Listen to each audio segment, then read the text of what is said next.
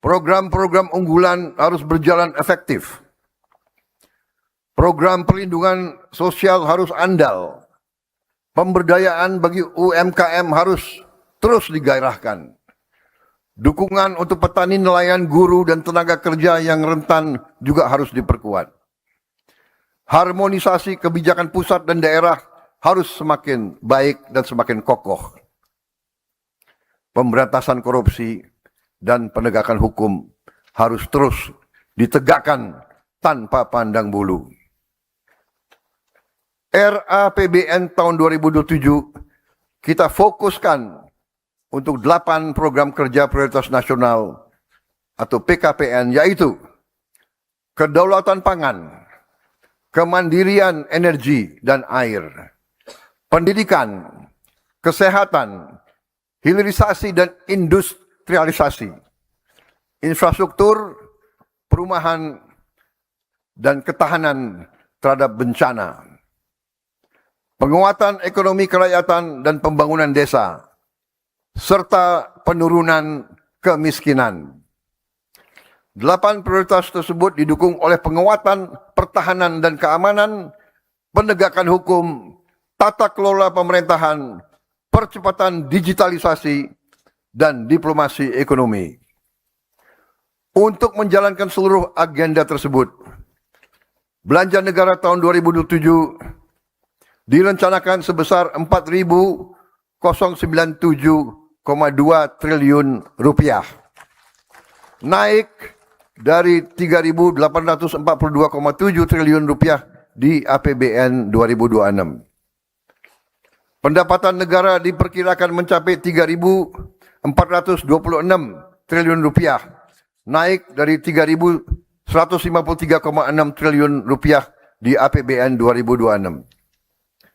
Pembiayaan direncanakan sebesar 671,2 triliun rupiah dengan defisit sebesar 2,40% terhadap produk domestik bruto. Dan ini akan kita usahakan untuk kita tekan lebih kecil lagi.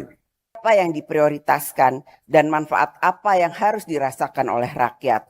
Pada tahun 2000, APBN berada pada besaran 197 triliun rupiah. Tahun 2010 sebesar 1.126 triliun rupiah. Dalam 10 tahun tersebut, belanja negara naik hampir 6 kali lipat.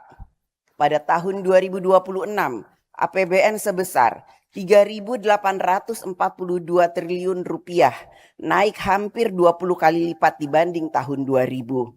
APBN tahun 2027 yang sebentar lagi akan disampaikan oleh Bapak Presiden, bisa jadi APBN kita sudah mendekati besaran belanja 4.000-an triliun rupiah.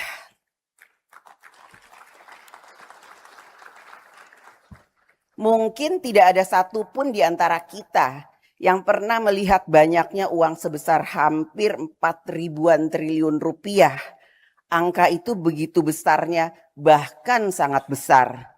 Tetapi bagi seorang petani yang sedang menunggu panennya menghasilkan, seorang anak yang ingin sekolah setinggi-tingginya, rakyat tidak mampu yang membutuhkan pelayanan kesehatan, seorang pencari kerja untuk menghidupi keluarganya, atau urusan rakyat lainnya, angka sebesar apapun terasa tidak bermakna apabila belum dapat menjawab harapan dan urusan rakyat. Oleh karena itu, APBN tidak hanya diukur dari besarnya anggaran yang dapat dibelanjakan. APBN harus dinilai dari kinerjanya dalam memenuhi harapan rakyat dan banyaknya kehidupan rakyat yang dapat diubah menjadi lebih baik.